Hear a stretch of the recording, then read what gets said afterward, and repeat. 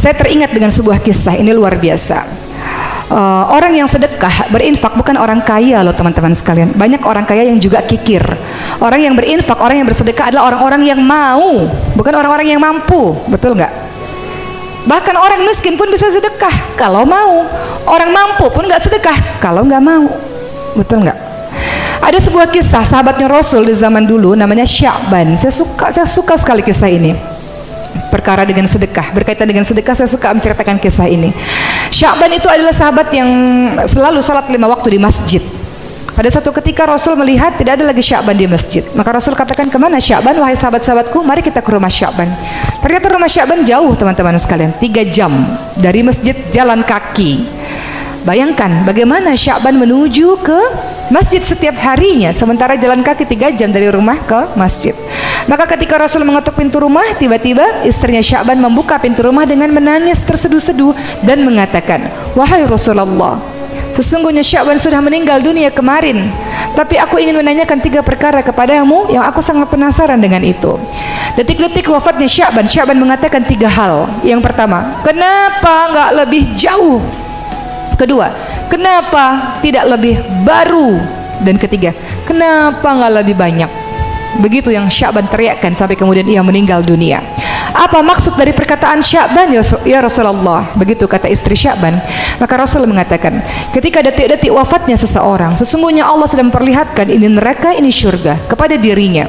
Maka Sya'ban mengatakan, ketika Allah memperlihatkan syurga kepada dirinya, Sya'ban mengatakan, kenapa nggak lebih jauh ya Allah? Kenapa rumahku nggak lebih jauh jaraknya ke masjid, supaya aku bisa berjalan lebih jauh dan aku bisa mendapatkan pahala lebih banyak? Padahal udah 3 jam loh jalan kaki dari masjid ke rumah. Sya'ban mengatakan, kenapa nggak lebih jauh? Andaikan lebih jauh aku bisa mendapatkan surga yang memiliki derajat lebih tinggi. Kedua, Sya'ban mengatakan, kenapa nggak lebih baru ya Allah? Jadi Sya'ban sehari-harinya memakai 2 baju.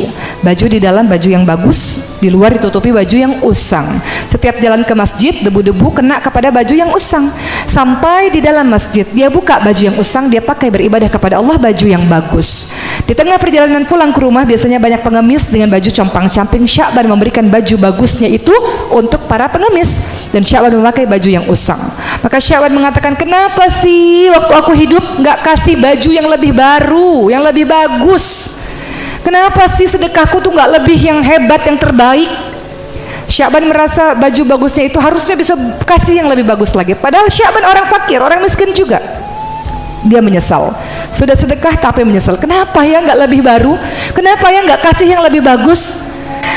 Kemudian yang ketiga, Sya'ban mengatakan, kenapa nggak lebih banyak?